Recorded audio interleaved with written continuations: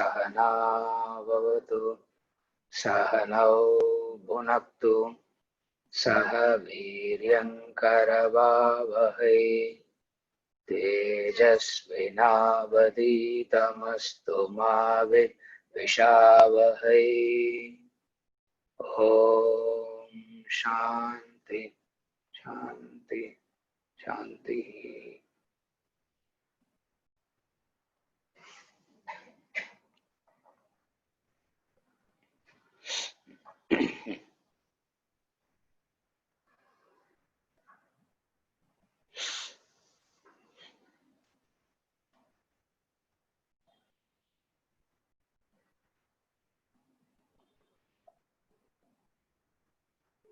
We continue with verse number 23 of chapter 4. Verse number 23, chapter 4. Gata sangasya muktasya jnanavastita chetasah yajnaya charata karma samagram praviliyate. One who is devoid of attachment, liberated, with mind established in knowledge, acting for yajna, his whole action is dissolved.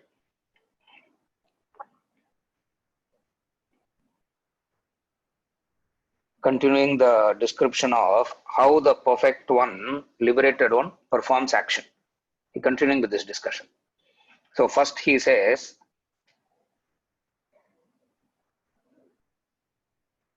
Gata Sangasya, one who is devoid of attachment, liberated, with mind established in knowledge, acting for yajna. What he left in chapter 3, he picks it up here. In the middle of chapter 3, he left yajna and he went into the technique of action and everything. From where he left yajna, he picks up the concept of yajna here. Acting for yajna, he uses the word yajna again. Acts for the sake of yajna, his whole action is dissolved. Samagram karma praviliyate. Samagram karma praviliyate meaning his whole action is dissolved. Now we'll see. We'll see all this.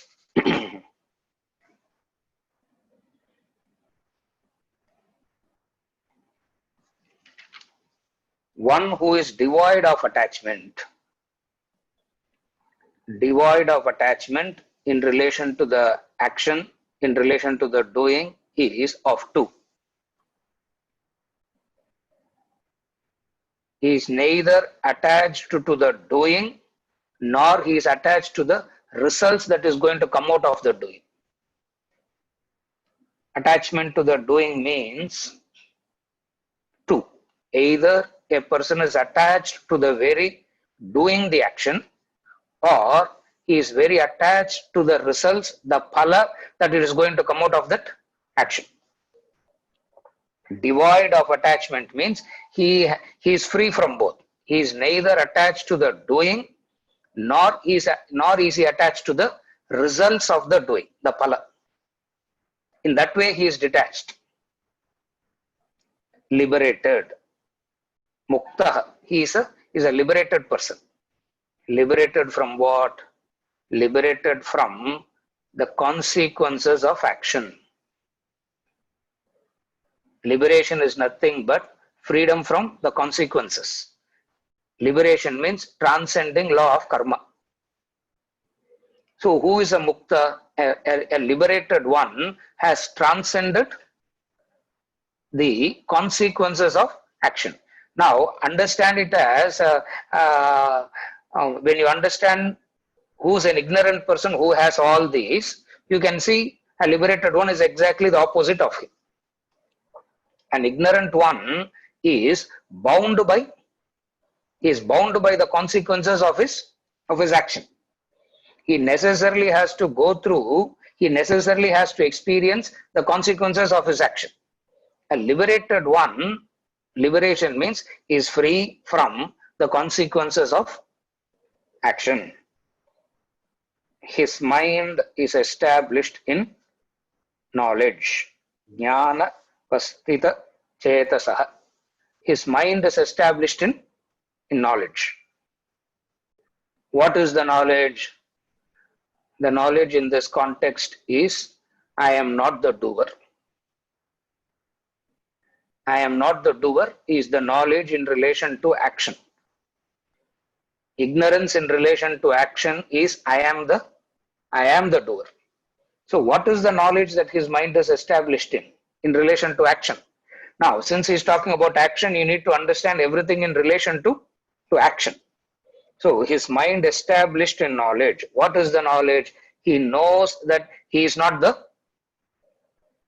kartrutva. I am not the doer.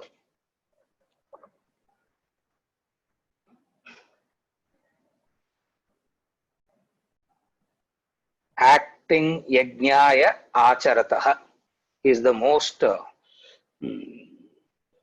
beautiful point and the turning point into what he is going to say, something very beautiful following.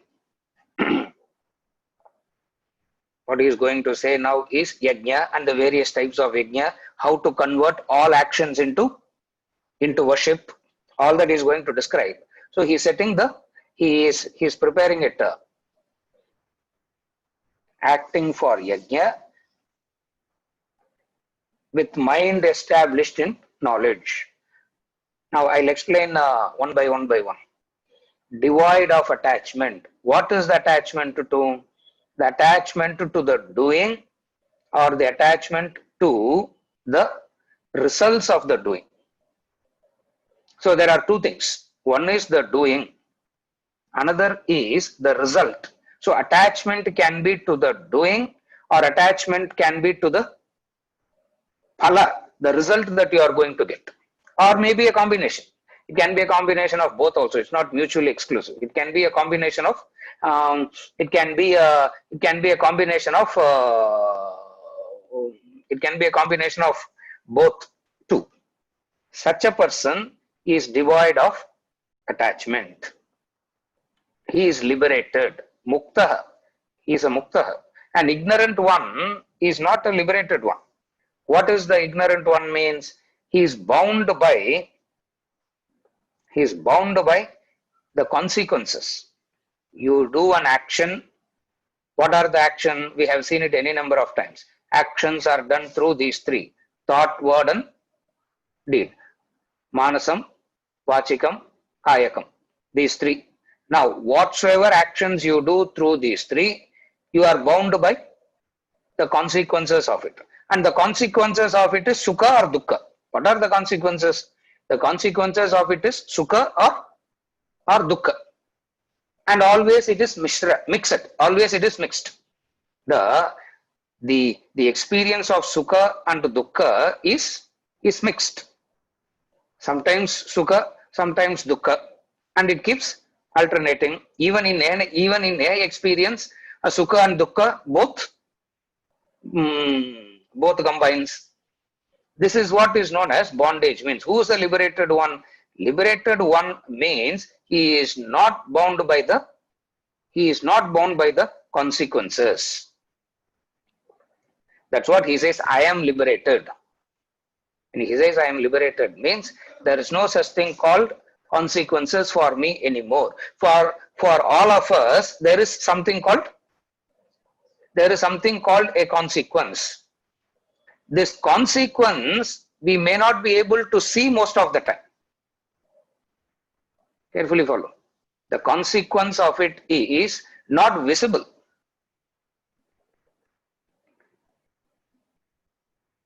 Sometime back, a few classes back, I explained this as drishta and adrishta.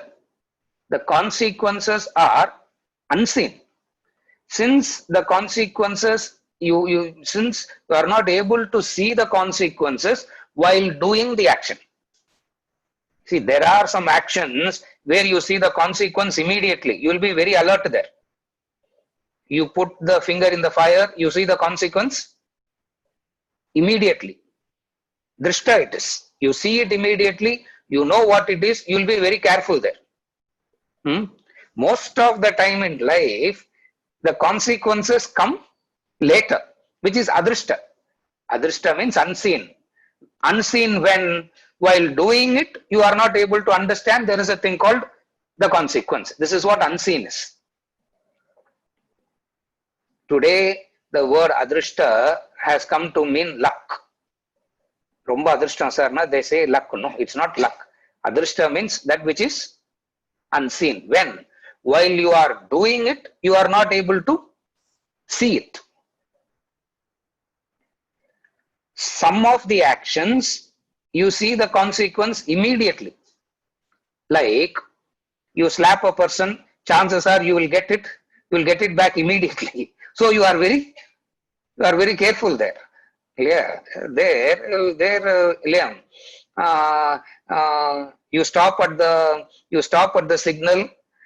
The red is there. You need to stop, and you see there is no policeman there. You can go and if you see the traffic police standing there, you immediately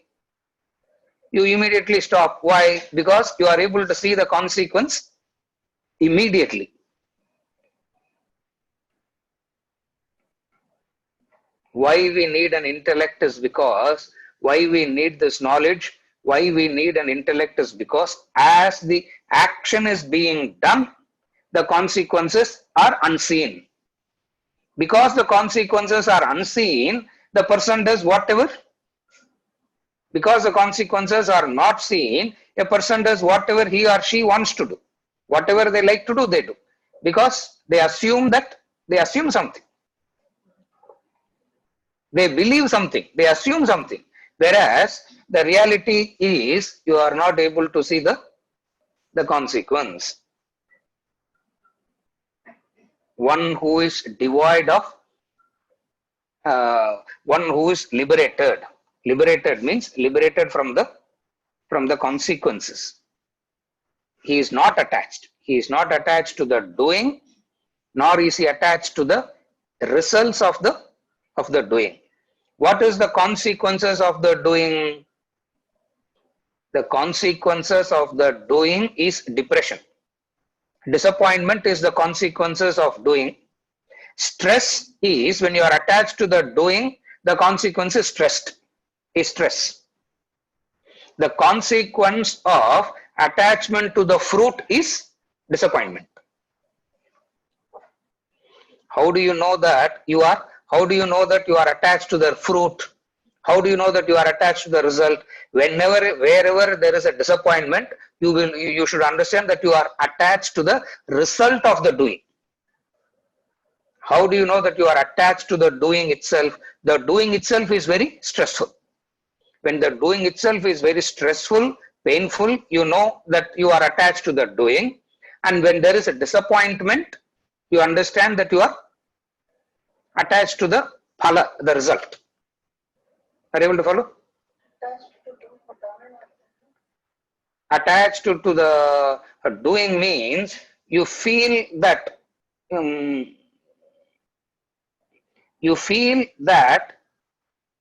attached to the doing means there is a feverishness while doing. There is no calmness while doing. There is a sense of, what in chapter 3 he called as feverishness. There is a type of jwara, he says. Jwaraha, he says. A type of feverishness while doing. Or you give a sense of extraordinary value to your own doing. This is what attachment to the doing is. Example, the mother thinks that if she is not there, the child will die. The mother cannot conceive that even without her, the child will continue to exist. So when she does anything, she brings in a tremendous, that's what is known as attachment to the doing, where she places an extraordinary, a black market value to one's own doing, as though if I don't do it, the whole thing will collapse. As the attachment to the doing. Are you able to follow? a black market value that I give it to my, like for example, I can think, oh my God, they have announced to lockdown. You can't go out. You can't do this. You can't do that. And imagine this happened 10 years back, 15 years back, where there is no internet, where there is no Zoom and all that. At 7:30 in the morning, if I am getting agitated, oh my God, I should have been doing the class. I am sitting at home. I should have been doing the class. I am sitting at home. Now I am attached to the doing. It may be a good action or bad action, but there is a very attachment to this is what is known as attachment to the doing. When you are attached to the doing, what is the consequence? Stress. And then you can be attached to the phala. When you are attached to the phala, the fruit, the consequence is disappointment. That's where you find most of the people who get into action are stressed and disappointed. Disappointment can be, for the action that I have done, sir, what I got in return is peanuts. I should have gotten more. But who recognizes all this? People say no. Who recognizes all this? Who recognizes? Nobody recognizes all this. What I am getting in return is nothing to what I have. So he got a fruit and disappointed with the fruit. This is what is known as attachment to action. This person here, a liberated person, is devoid of attachment, meaning he is devoid of the doing, also devoid of the consequences of the doing. Now, Prasad is asking, negative consequences are also adrishta, no? Yes, adrishta means ishtam, anishtam. Adrishta can be of two. It can be pleasant, it can be unpleasant. It can be favorable, it may be unfavorable. If it is favorable, I will call it as luck. If it is not favorable, I will call it as fate. Again, I repeat, the adrishta phala is of two. The two is, you can call it as favorable or unfavorable. If it is favorable, you will call it as, I am very lucky today. If it is not favorable, you will call it as, it's my fate. Tamil சொல்லும்போது எல்லாம் தலைவெழுத்து sir, they say no. It's my fate that I have to experience this. Now both are adrishta, meaning your own action is what is causing this. You are not able to understand it while doing. This person is able to understand the consequences while doing. Even before he starts the action, he is able to understand the consequences. That is why sometime before in one of the class I said intellect means the capacity to see the end in the beginning. What is intellect? What does buddhi means? Buddhi means, intellect means the ability, the capacity to see the end in the beginning. What is the end?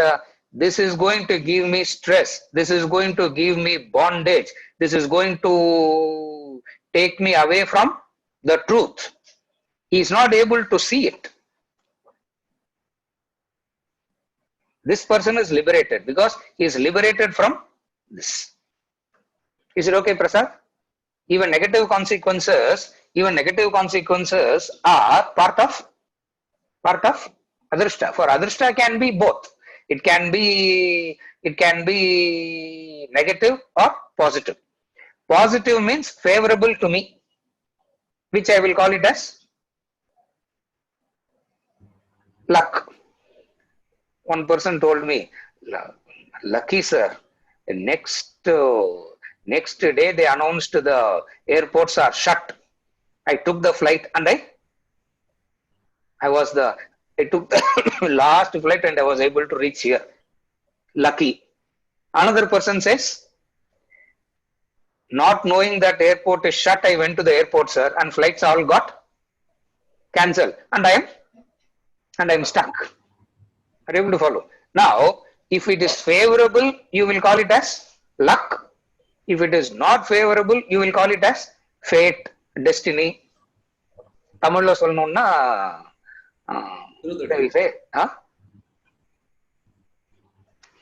எழுதிட்டார் sir தலையில இல்லையா? இல்லையா? அதுக்கு தான் நல்ல பெருசா we put something. அவர் எழுதினதெல்லாம் மறைக்கணும்னு தான் we put something so big on the forehead that some dharma is some dharma is seen. You follow? So this is what adrishta is.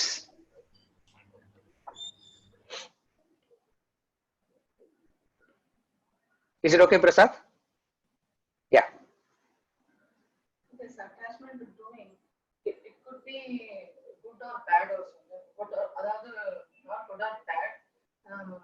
If I'm very happy, I'll be in an excited state of doing, or if I'm unhappy, I will be in an agitated state of doing. Both are attachment to doing. It's like that. It is your mental state, attachment to doing.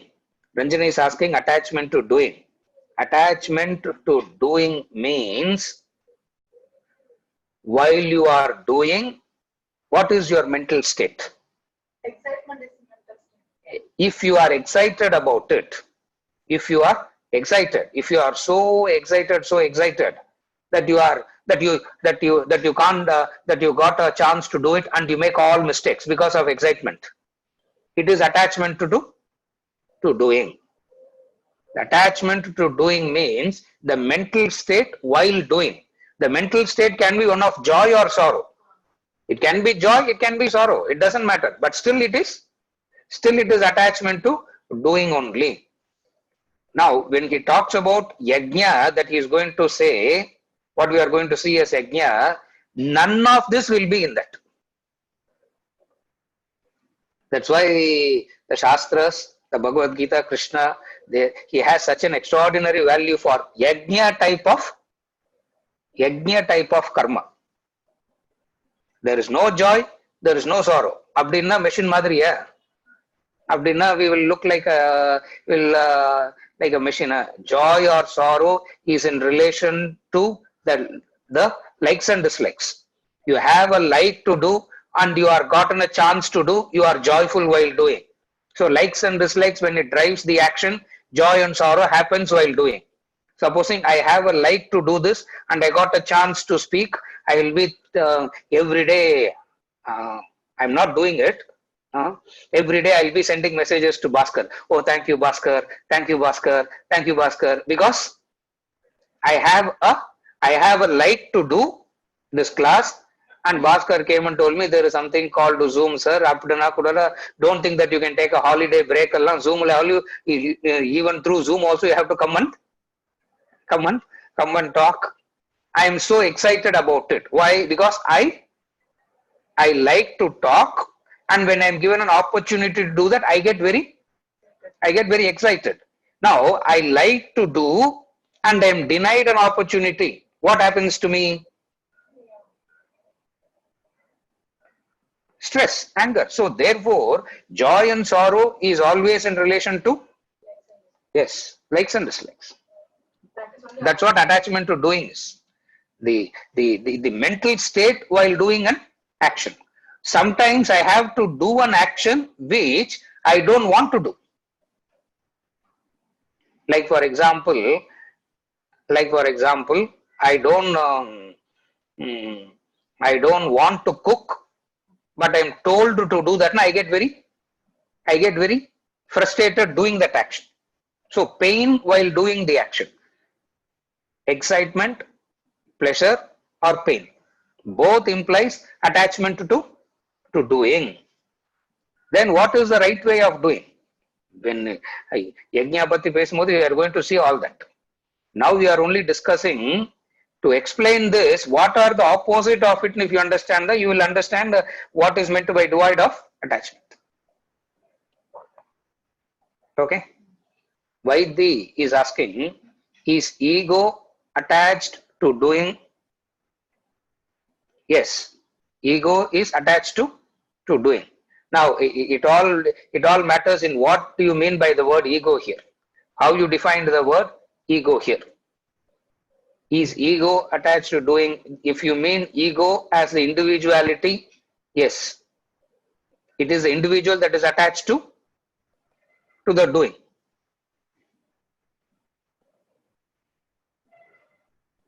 If you mean ego as an exaggerated notion, ego mean, if you mean, and most of the time we don't mean ego as an exaggerated notion. We always mean ego to be ego in synonymous with the I, the individual, the jiva. Is jiva attached to the doing? Is ego attached to doing? Yes, he is attached to the doing. Why he is attached to the doing? Because raga, dvesha, likes and dislikes is driving the doing. When raga, dvesha is driving the doing, definitely there will be an attachment to the doing. Is it okay, Vaidhi? Thank you. Yeah. The consequences, liberated means, I have explained already, liberated from the consequences of the doing. What are the consequences of the doing? Sukha or dukkha. Pleasure or pain is the ultimate consequence of all your doing is sukha or dukkha. Ultimately it boils down to that. He is liberated from the consequence means he is liberated from sukha and dukkha. Meaning what? He has attained the state of ananda. He has attained the state of bliss. Sukha is in relation to dukkha. Dukkha is in relation to sukha.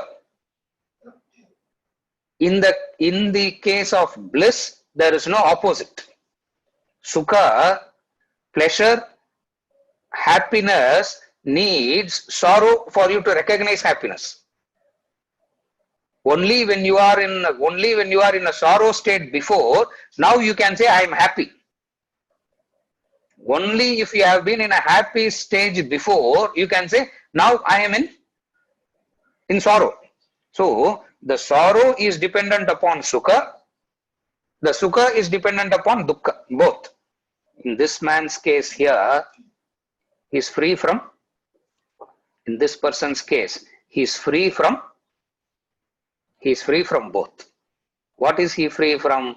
He is free from the consequences. What are the consequences? The consequences of sukha and dukkha. Now, yajnaya acharataha. So sukha and dukkha is the consequence, you say. So sukha means excitement, joy, sunikla. Dukkha is frustration, agitation, sunikla. Sukha means happiness. Dukkha means sorrow. Excitement and frustration is not Sukha dukkha. Sukha means happiness. Dukkha means sorrow. The consequence of an action is sukha and dukkha. English language synonymously they use everything. In English language synonymously they use everything. Now what is the consequence of an action? The consequence of an action is sukha or dukkha. Sukha means the pala, the result. You want wealth. What is wealth for? You have all the wealth, but you can't buy anything with it. Now, will you be happy with that wealth? So, with wealth, you need to buy an object which will give you happiness. Therefore, what is the ultimate consequence? What is the ultimate consequence of action? Sukha or dukkha? Ultimately, a person is, we have seen it in Bhajagovindam, dukkha nivritti and sukha prapti. Ultimately, what is it that a person is aiming at? Dukkha nivritti and sukha prapti. This person is liberated from these two. Neither he is doing something to avoid dukkha, neither he is doing something to get sukha. Both he is free. He is free from dukkha nivritti and he is free from sukha prapti. Are you able to follow? Because it appears like a consequence of frustration and excitement. So is not the consequence itself driving the action mental state of a person? I'm asking like that. There are two things. While doing an action is one. Another is the consequence of an action. Understand action as two. One is the doing, another is the consequence of the doing. I am not discussing the mental state while doing. I am discussing the mental state while I am discussing the consequence of the doing. What is the consequence of the doing? Sukha or dukkha? Understand it as, try to separate these two and see it first. Try to separate these two. There is a mental state while doing. There is something called consequence. You study for exam is the action. The result is you failed. You study for exam is the action. You pass is the result. Are you able to follow? So there is something called doing. There is something called consequence of the doing. Buying the car is an action. Consequence of having the car can be sukha or dukkha. Understand it separately. Are you able to follow? In relation to the consequence, it is always the ultimate consequence of action is sukha or dukkha. This person is attached to, this person here is not attached to the consequences. Meaning, he is neither interested in the sukha that he is going to get out of it, nor is he avoiding some dukkha.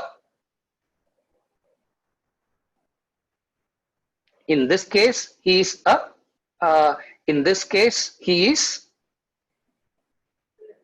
liberated. Are you okay? Don't mix up doing to the consequence of the doing. Ultimately, it may get connected. As I'm trying to say one thing, stick to that. Don't mix up doing and the consequences straight away. Separate the doing, separate the consequences. Is it okay? Separate it. Now, Vijay is asking, Vijay Ramakrishnan, can you explain consequence more with regard to liberation? Can you explain consequence more with regard to liberation? With regards to liberation, there is no consequence. Consequence is always a phala. Moksha is not a phala. Moksha is not a consequence. Or what are the consequences of liberation? That question cannot be asked, because moksha itself is the phala.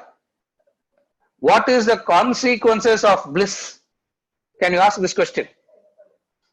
Are you able to follow? Can you ask what is the consequence of being blissful? The consequence of being blissful is you will be blissful. That's all. Now, moksha itself is not a consequence, and moksha doesn't have a consequence. That is why it is something which is very difficult to comprehend. If moksha is an effect of doing we all will be happy to do something. If moksha is a phala, if we say moksha is a phala, moksha is a fruit that we are going to get, we'll be very happy doing it. But then when it is said, you are that already. It is not a product of any action. It's not a product of any doing. First question that what you will ask, then why do anything, sir? That is Arjuna's problem. If moksha is not the consequence of doing, then why are you driving me into this doing? Why are you driving me into this Gora karma, Yajna karma? Why are you driving me into all this? Simply say, don't do. Are you able to follow? So, Moksha itself is not a consequence. Moksha is not a consequence, and there is no consequence to moksha. Okay. For it is an end in itself. It doesn't produce anything. Just as action produces an effect, moksha doesn't produce anything. For moksha is complete in itself. It doesn't produce anything as a result of it. Is it okay, Vijay? Yes, sir. Yeah, right. So what is the consequence in regard to liberation? Moksha is bliss. And what is the consequence of being blissful? You can't say more bliss, because it doesn't add up to the bliss, which is already explained in chapter 2. Apuryamanam machala pratishtam. Like a samudra he is. Things coming in, things going out. Doesn't make any difference to him. So all that is already explained. You follow? So moksha means it is a state in itself, which is complete in itself, which doesn't have any consequence, nor moksha is a consequence. This is where it is very, very confusing always. On the one hand, you keep saying moksha is not a consequence of action, sir. On the other hand, we say do action. If moksha is not a consequence of action, then why do one action? No. Moksha is not a consequence of an action. You understand only when you reach a very high level of evolution. In order to get to that very high level of evolution, you need to do action, a special type of action.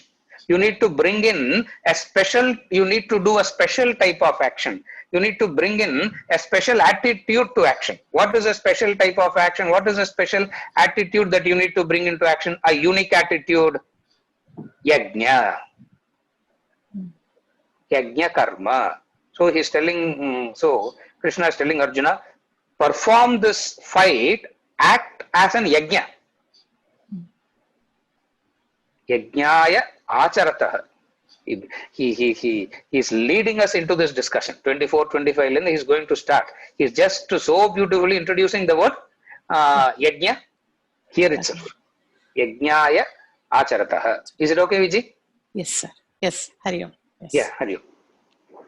Now, from iPhone to everyone, whatever that iPhone is, the question is mental state while doing also is a consequence, which is what I already explained.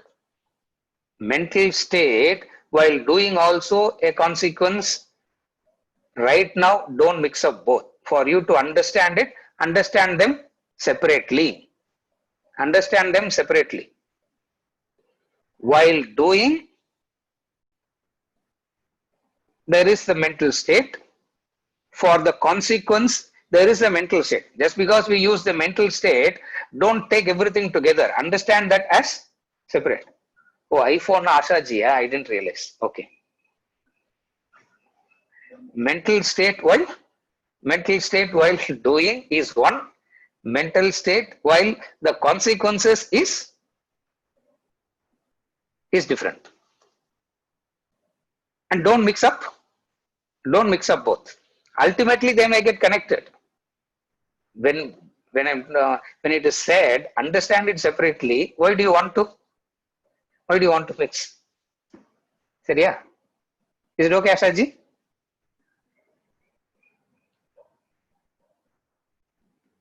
Bharat is asking. In this verse under discussion, verse number 23, is it the mind? What is referred to as jnanam? Jnana vastita chetasaha, whose mind is established knowledge. The question that Bharat is asking is, what is it that is referred as jnanam? What is it that is referred as jnanam here? What is referred as jnanam here is kartrutva. Ajnanam is I am the doer. Ajnanam is I am the doer. Jnanam is I am not the doer. So, is it what is meant by knowledge here? Mind established in knowledge. What is the knowledge that the mind is established? The mind is established in the understanding that I am not the doer.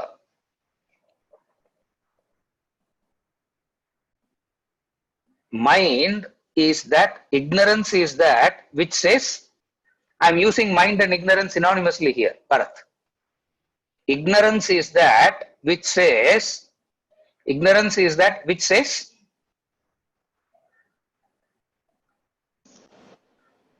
I am the doer.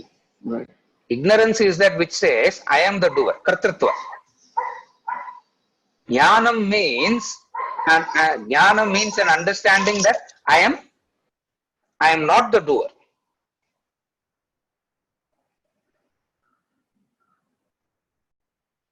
When I say I am not the doer, then the question is, who is the doer? Vedanta says, at one level, Prakriti is the doer. At another level, there is no doing at all. It is Maya. Are you able to follow? So, when we say, I am not the doer, but we see so many things happening. I am doing. So many things are around me is also happening. Then, who's doing all this? At one stage, they say it is Prakriti. Prakriti is the doer. Why are you thinking that you are doing it? At another level, they say, there is no such thing as doing itself that is happening, for all this is Maya, Nitya. So he has this knowledge. Now, I didn't go into the discussion of liberation as in mind established, knowledge as in all doing is Maya. I am trying to explain it in terms of what we can practice. But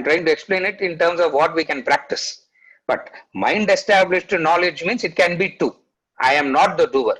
If I am not the doer, then who's the doer? Prakriti is the doer. Second is, there is no such thing called doer. There is no doing at all that is happening, for the whole thing is Maya. Are you able to follow? This is the extreme. In between comes the third possibility. In between these two comes the third possibility. What is the third possibility? The ego has to necessarily say there is a doer.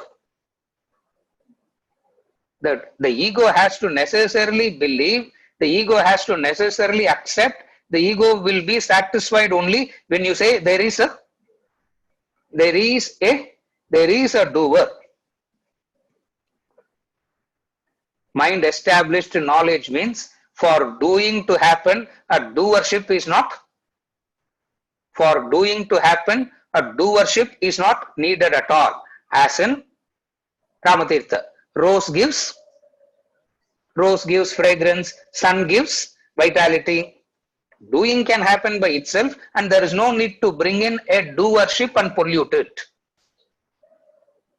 So, mind established knowledge means, I would say, a combination of everything. When I say everything, means a combination of all the three that I said. I am not the doer. On what basis I can say, what is the logic and reason? What is the proof to say that I am not the doer? What is the proof to say I am not the doer? The first proof is, when I say I am the doer, I ignore the enlivening factor that is enabling me to do, no? Yeah, when I say I am the doer na, what is straight away ignored? What is straight away ignored? The enabling factor is, the enlivening factor is ignored completely. In fact, there is the thing called enlivening factor under the memory varad. It believes that it's all because of my hard work. It's all because of my hard effort. One is the enlivener. Second thing to say that I am not the doer is, can you do anything by yourself without taking the support from others? It is not possible. Therefore, I am the doer straight away is negated by this knowledge. Without the support of the enlivening factor, nothing can be done. Without the support of others also, nothing can be done. Abdinna, all are doers. So I have to say, samashti doing. There is no individual doing. There is the totality that is doing. That's yajna karma. The starting point of yajna karma comes here. For every action, we say it is the totality that is everybody is contributing to what I am, to one action of what I am doing. There is a totality that is contributing. In that sense, he is established in knowledge. Are you able to follow? See, this mind established in knowledge in Radha is so beautiful, it is so wonderful, it is. What is the knowledge?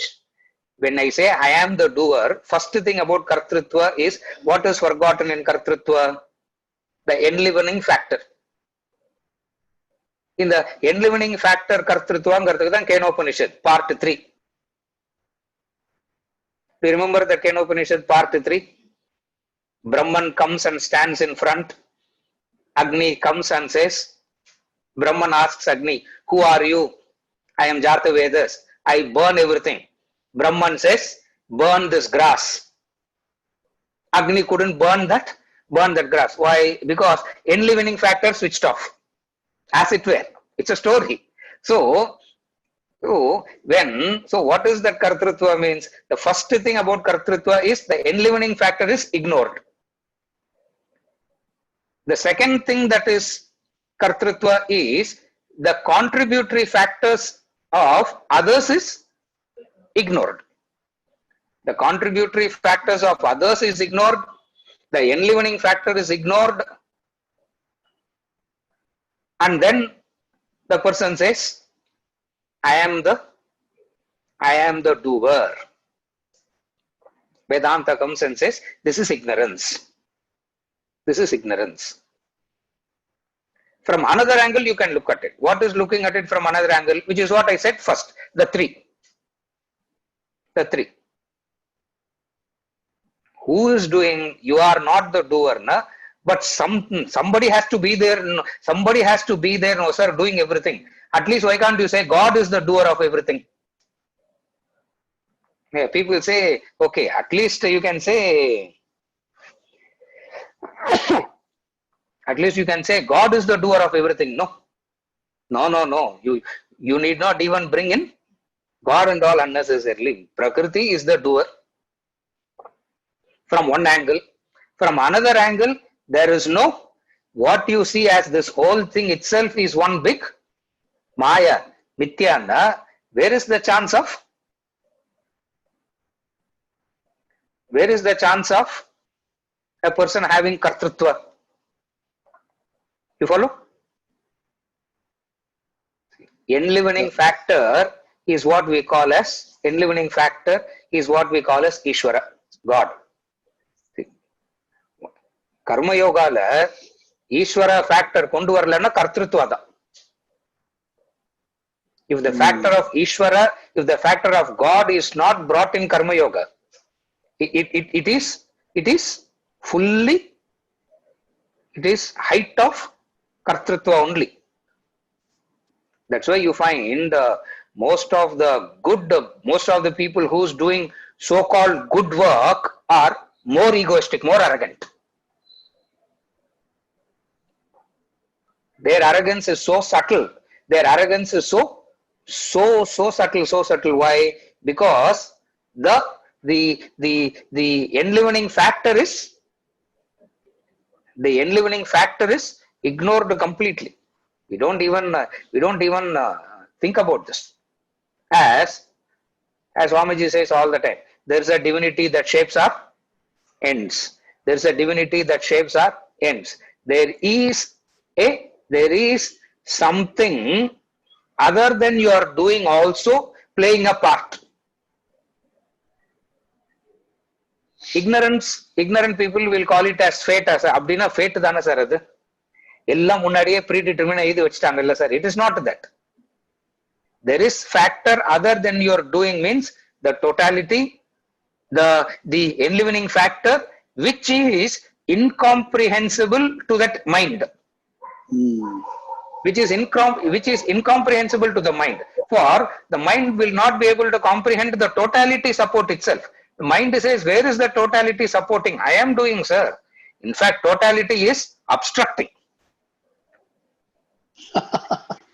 Yeah, it will say they will say the totality is not helping Anna, sir. Totality is only an obstruction. Are you able to follow? What is mind established in knowledge means?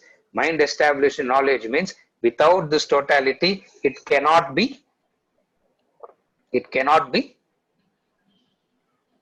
Kartrutva has no meaning. So in that sense, he is established in knowledge. What is the knowledge that is established?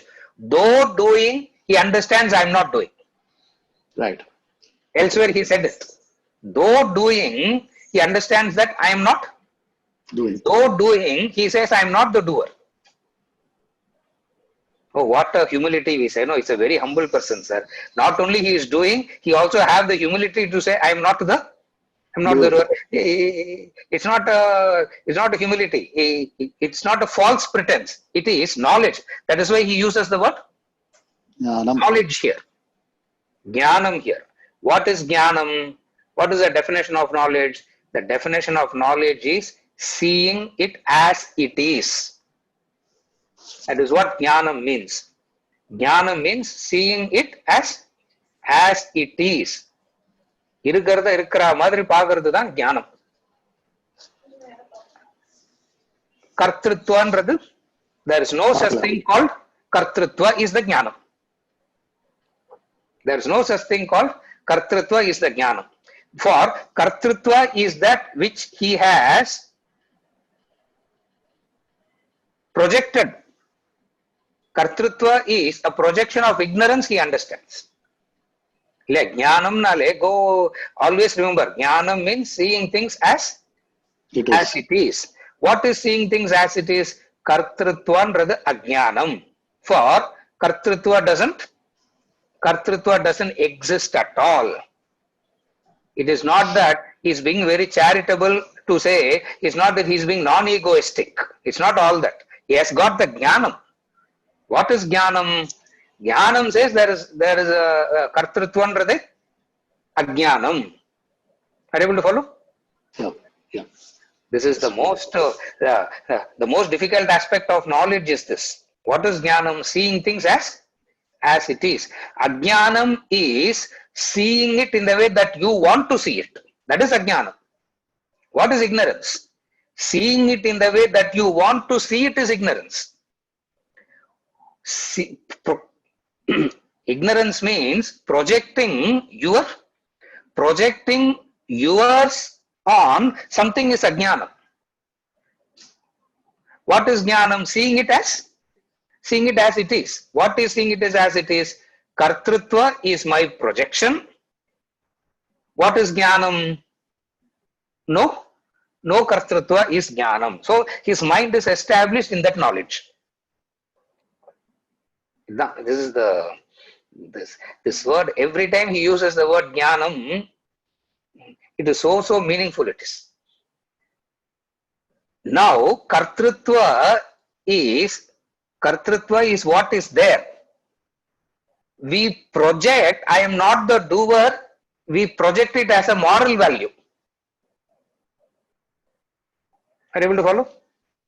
Most of the time what people do is, they think, when I say I am not the doer, he is being very humble. He is being very modest. Krishna comes and says, it is not humility, modesty, it is knowledge. What is knowledge? Kartrutva mein anga? There is no kartrutva there. There is no rope. So there is no snake. There is no snake. There is only rope. In fact, there is only rope. No snake என்றது சொல்லணும்ன்ற அவசியமே. For a person who is seeing the snake, we say there is only a rope. Are you able to follow? So what is jnanam? Jnanam is seeing things as they are. What is seeing it as it is means? Kartrutva is what I see and I am not the doer is what I project. Jnanam is ulta. Jnana means an understanding that I am not the doer is the reality. Unnecessarily, I have been bringing in this notion of doer and polluting it. Are you able to follow? This wise man here has this knowledge. So he is completely free from it. Is it okay, Bharat? Yeah. Yes, Guruji. Thank you. Yeah. Now, Subramaniam is asking.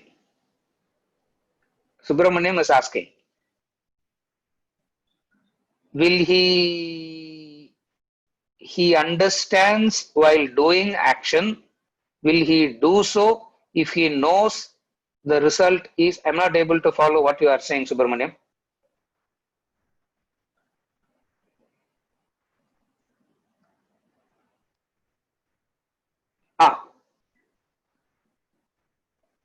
You have to unmute. Somebody has to unmute Subramaniam. Subramanian sir, you're unmuted.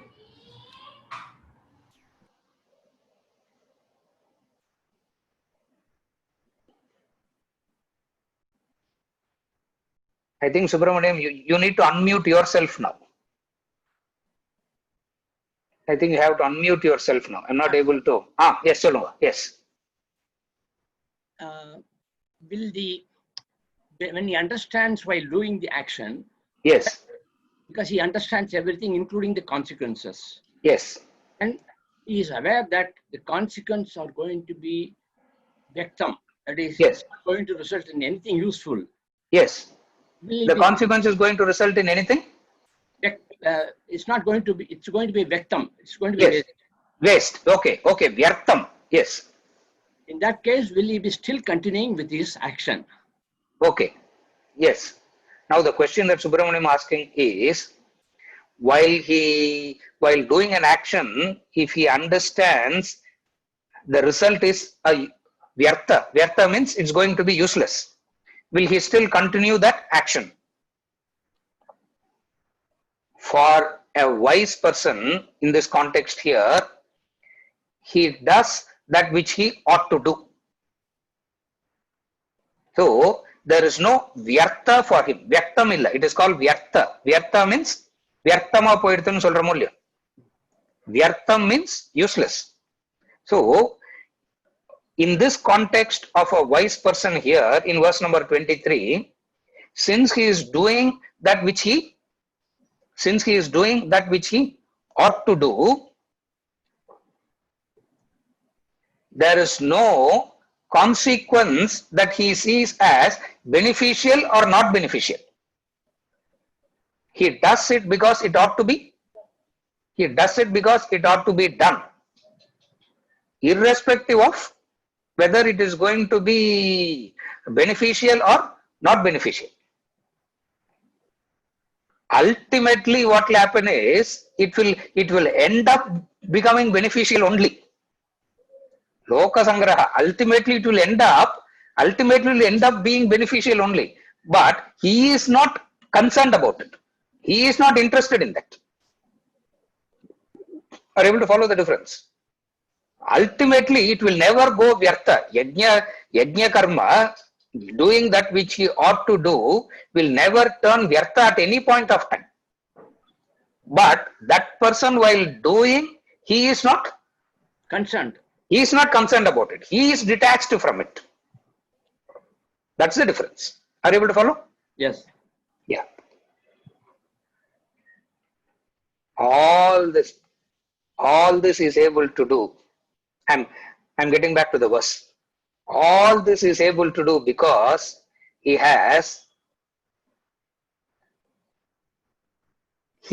is performing action.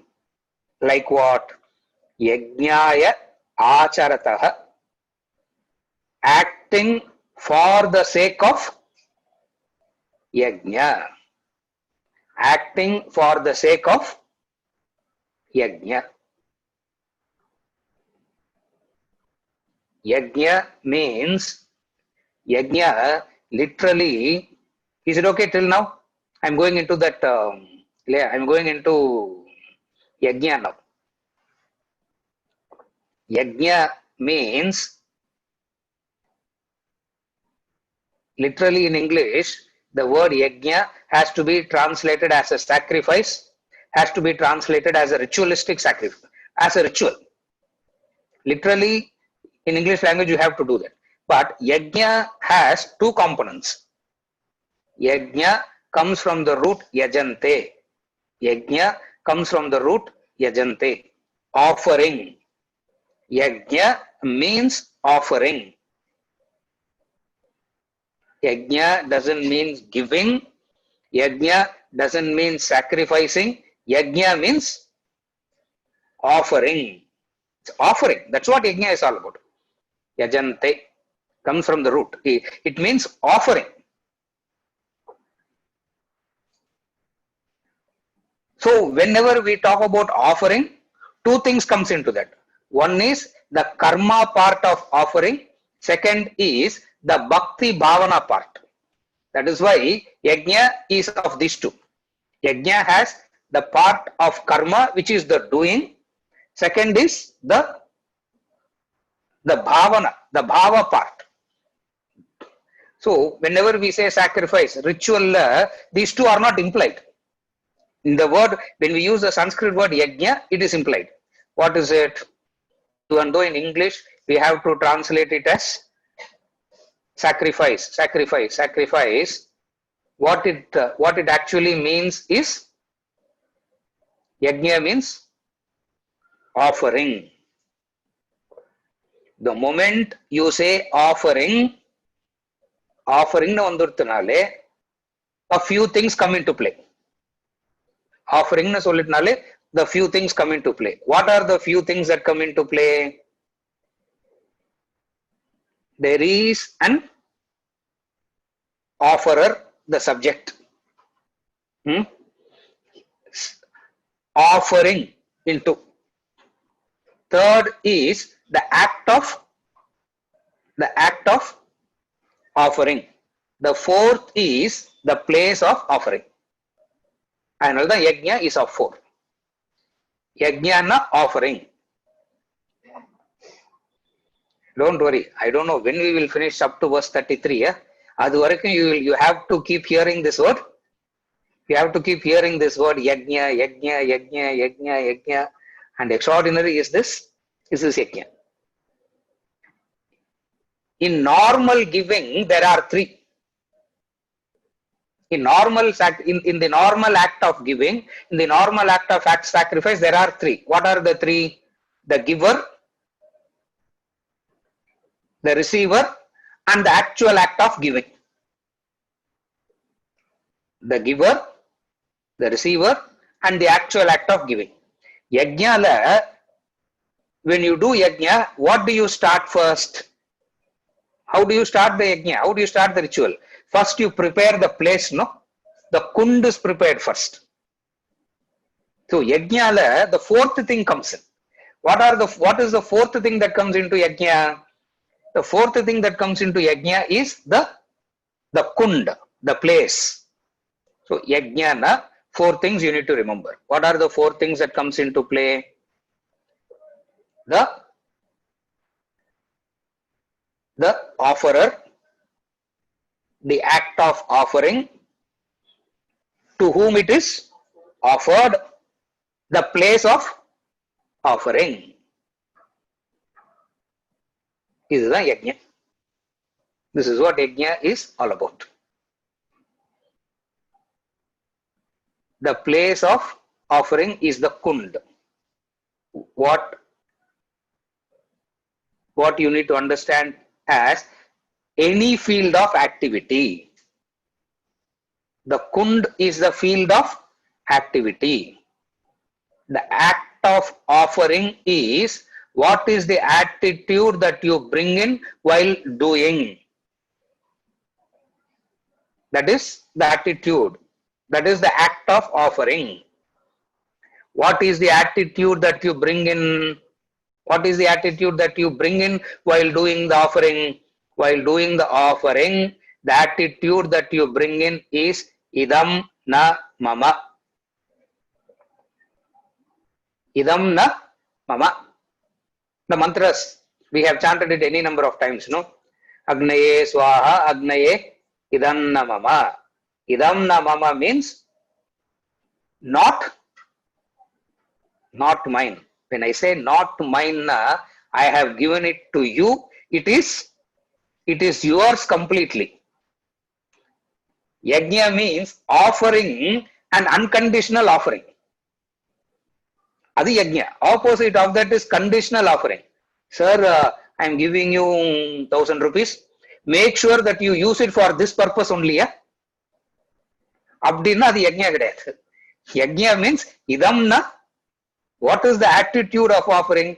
Idam na mama. This is the field of, first is the field of activity. Second is the attitude that you bring in while doing the action. The third one is the offerer, the subject, you, the offerer. The fourth one is to whom it is offered. Who's the offered means the receiver. In the case of yajna, who's the receiver? In the ritual yajna, who's the receiver? In the yajna ritual, who's the receiver? Fire. Fire is the receiver. Yeah. And how fire receives it? How fire receives it? Clear? And Allah swaha, we say, no? It takes it and the receiver, Agni, is a wonderful receiver because he receives it and ensures that it is exhausted. He will exhaust it. What are you offering? The subject has a few things to offer. You have a few things to offer. How do you offer? With the attitude of na mama. To whom? To Agni, who is not going to say thank you, ATG certificate la kodukka mattaru avaru. Clear? He is not going to give you ATG certificate la. He is not going to give you a certificate of Bharat Ratna or you are the best donor la. He is not going to give. What he will do? He will, clear? What he will give back? Clear? As a symbolica, we put it on the forehead. The remnants. Prasad he will give you. Clear? You give him this, what Agni gives back to you? The prasad. In the field of activity. This is the yajna ritual. Now, he is not talking about the yajna ritual alone. He is talking about all activities in life.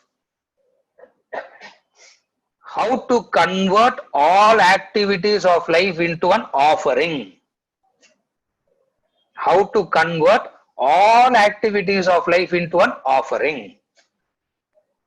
That's why it is called one of the extraordinary portions and the most difficult portion, he says. This is the most difficult portion to understand is the 12 yajnas that we are going to see from verse number 25 to 30. How many ever times you read it, how many ever times it is explained, it still remains something is more deeper in it. Extraordinary is this yajna. Are you able to follow? So I'm just setting the background for yajna. I'm just setting what is the background with which this yajna can be understood. What is it? In ordinary giving, there are three. Field of activity pathila anga pesa mattom. In ordinary giving, there are three. Who are the three? The giver, the receiver, and the act of giving. Yajna, what is important is the kund is also very important. The kund means the field of activity. Now connect everything. What is the Kund for you? What is the Kund for Arjuna? Battlefield is the Kund. Yeah. Battlefield, he is not going, he is not telling Arjuna, go and start a ritual. He's not telling Arjuna, go and start the fire. The field of activity for you, Arjuna, is the battlefield. So what is Kund for Arjuna? The battlefield. What is Kund for a business person? Business. What is Kund for the teacher? Teaching. What is Kund for the carpenter? Carpentry. Are you able to understand why the field of activity is very important? In this field of activity, what attitude you will bring in? What is the attitude you bring in while doing? While doing, the attitude is idam na mama. Idam na mama means this is not mine. What do the subject offer? What does he bring into the yajna? Ghee and grains, no? What is offered? The ghee and the grains. What is ghee and grain? Ghee and grain symbolizes your effort. Ghee and grain symbolizes your effort. Your effort you put in the field of activity by saying na mama. What is going to be the consequence of this doing? What is going to be the consequence of this doing? The consequence of this doing is vasanas getting exhausted. Vasanas getting exhausted. That is why Agni is equated to knowledge. Fire is always equated to knowledge, you know. That's why Agni is the worshipper. Why Agni? Because Agni, instant purifier is Agni. Anything that comes in contact with Agni gets purified instantly. Similarly, you do an action, that action must purify you. Action must not taint you. Action must not contaminate you. Action must not create more and more vasanas in you. The way that you do action, that action must purify you. What type of action will purify you? Yajna karma will purify you. Yajna karma, for a small minority of population, the yajna karma is sitting and doing the fire, the ritual. It is not restricted only to that few who sits in front of the fire and does this yajna karma. This yajna karma is the formula for liberation for everybody. Yajna karma is universal knowledge. Yajna karma is sanatana dharma. In this yajna karma lies purification, lies moksha for everybody. Abdinna, how does it apply? Start from this. Don't worry, just the starting point of yajna karma da. I have Naraya stories I have to keep you all right. First is, in ordinary giving, there are the three. Yajna is also offering, yajna is also sacrificing, yajna is also giving. This is completely different from the other three. This is completely different. What is it? The fourth one makes it different here. What is the fourth one? You perform sacrifice in your field of activity, Arjuna. That is important. Yajna karma comes and says, perform sacrifice, perform giving in your field of activity. Don't do it as a social service. Giving la kadayadinga. It's not that he's not saying don't do social service and all. He's saying first thing is, are you able to bring in this in your field of activity. Whatever be your field of activity is. That is why yajna becomes meaningful only when you bring in the field of activity. So the four things in yajna. What are the four things? The kund, the offerer, what we generally call as yajamana. Yajamana boss kadayadu. Yajamana means one who is the doer of yajna. இதெல்லாம் orthodox words. இதெல்லாம் orthodox Sanskrit words. I'm just to show off that I also know these words in Rathil, I'm saying all this. He is called the offerer is called the yajamana, to whom it is offered to Agni. The offerer in his field of activity offers by saying idam na mama. Idda yajna. This is what yajna is all about. The offerer brings in his actions, brings in his activity, brings in his talent into his field of activity, offering it to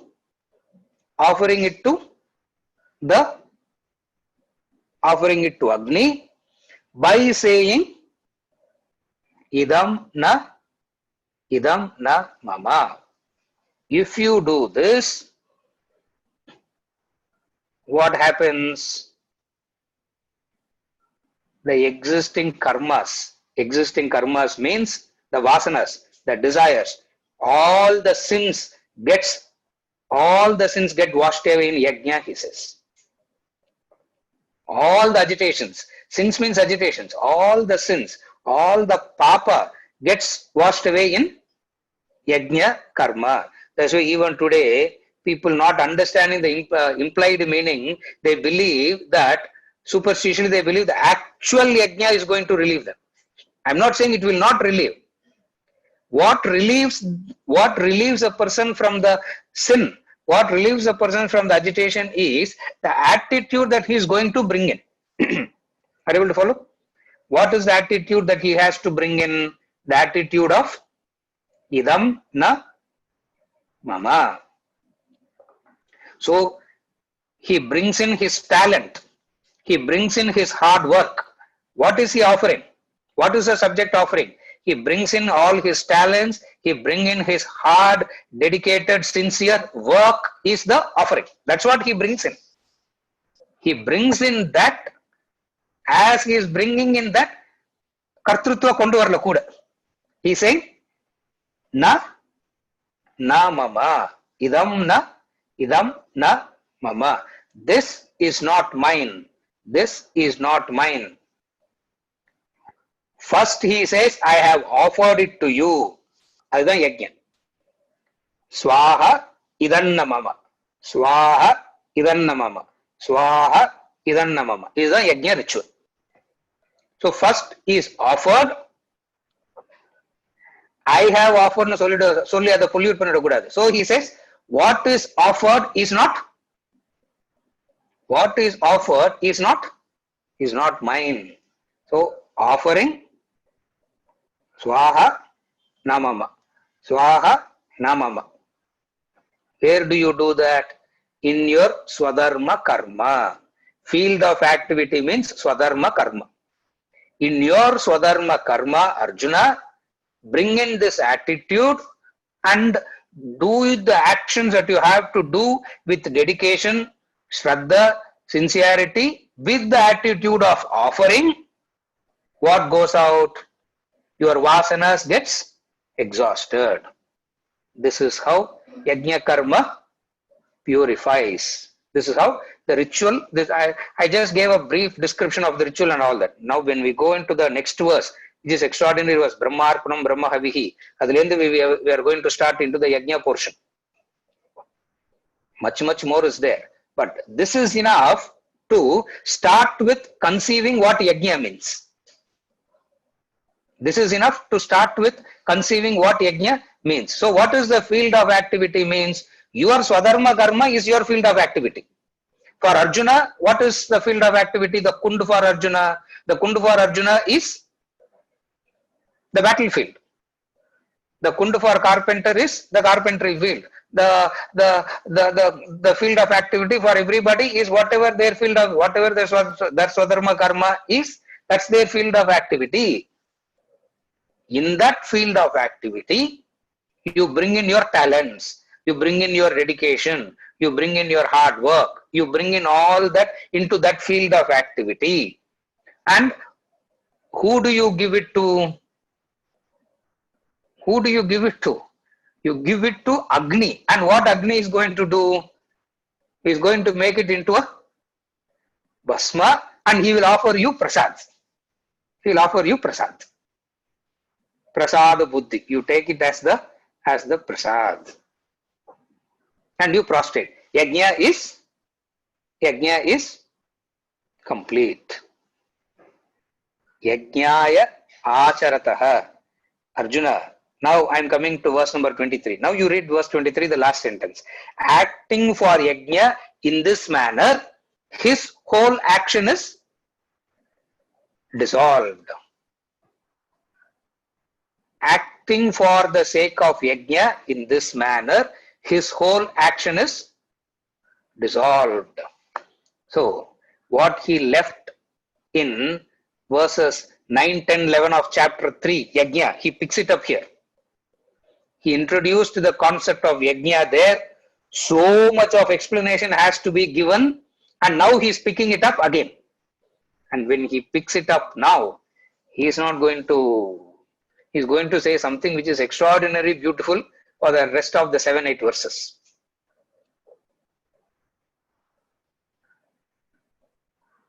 That much of knowledge of action, that much of knowledge of jnanam is required. That's why it's called Jnana Karma Sannyasa Yoga, chapter 4. That much of jnanam has to be given first before he takes up yajna karma again. Now he has given us so much of this understanding of what action is and all and everything about action. He has taken up yajna karma again. Yajnaya acharataha. His whole action is dissolved. His whole action is dissolved means all his vasanas are dissolved. This is yajna. This is yajna karma. Is it okay? Now I just quickly clarify what Bala said. I didn't want to miss the context of yajna. That's why I didn't say. Now Bala is asking, in the context of kartavyam,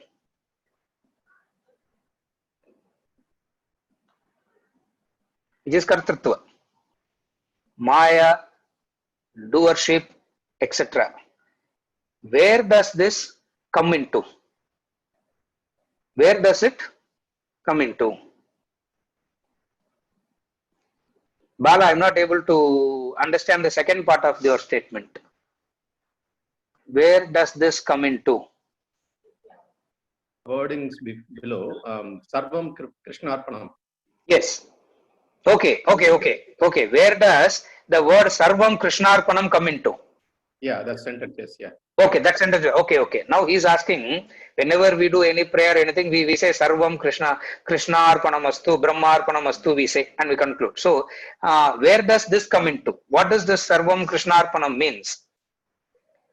Sarvam Krishnarpanam is exactly the same as Brahmarpanam.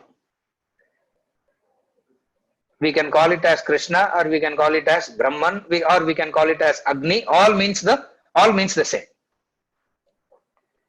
Krishna is more Krishna as a being is more will be inspiring for some. So for them, Krishna Arpanamastu is meaningful to bring in this attitude of yajna. All means the same.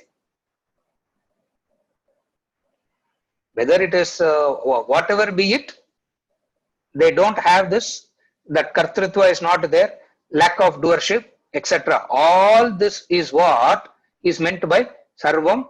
Everything is offered to you, Krishna. When I say everything is offered to you, it means what? Nothing is mine anymore. It is all offered to you. After offering it to you, Krishna, I can't come and ask, I have done so much. No, why don't you give me this in return? I cannot ask. That's where the beauty comes in. Sarvam Krishna Arpanam na sollitomna. After that, I cannot go and ask, I did so much. No, why are you not doing this in return to me? That connection cannot be made at all. That is why all prayers, all rituals, all prayers, we conclude by saying Om Tat Sat. Clear? Tat Sat, they say, no, Tat Sat, sometimes that Tat Sat they use in a negative connotation also. Om Tat Sat means what? All that is offered, and I have no more right to claim anything over it. So as a prayer, I have said thank you and I have stopped here. I cannot ask anything in return from him now. Krishnarpanam na solliyachina, I cannot ask anything in return from him. What are you doing to me in return? I am giving you this. Why don't you take care of me? I cannot ask. Sarvam Krishnarpanam na solliyachina, I can't ask Krishna, why don't you take care of coronavirus and help humanity? Because we say, maybe coronavirus is also his prasadani we take. This is how Yajna Karma takes worship and action to a different level. Is it okay, Bala? There is no Palashruti here. Yes, there is no Palashruti. Palashruti means Ekakale Pate Nityam, Dvikalamyaf Pate Nityam, Trikalamyaf Pate Nityam. Now, there is Palashruti. Now, all that is at a very low level. All that is Pala oriented. Palashruti nale asking for a Pala. I am chanting this. I am doing this for a Pala in return. Yajna Karma says no Pala here. That is why Yajna Karma is that slightly difficult. Understood. Is it okay, Bala? Yeah. Yes, I got it. So it's actually excellent question. Excellent clarification. Bala brought it. So, in Yajna Karma, Palashruti, there is no Palashruti at all in Yajna, correct? In Yajna Karma, there is no Pala at all. Okay. Excellent. Yes, Bala. Thank you. Now, Ravi, last question and I close. Ravi is asking, does Agni convey the offering to the devas or dissolve actions? When we put in the Agni, when we put Ahuti into the Agni, we say Agni, take it to the Deva. Agni, take it to this Deva. That's what the literal meaning is. Now, Shastras, the Shastric words have a literal meaning, have an intended meaning. That is why Shastra is that difficult. Shastra's words has two. One is the literal meaning, another is the intended meaning. The intended meaning here is all this goes to the respective devas. For seeing, I am seeing. Thank God I am seeing. The offering goes to Surya for that. I am not the eyes offers the sight to all that. When we go into the 12 yajnas, Ravi, we will see this. How each and every devata it is taking it to becomes a prayer. All that we are going to explain when we start from verse number 25 we are going to start that explanation.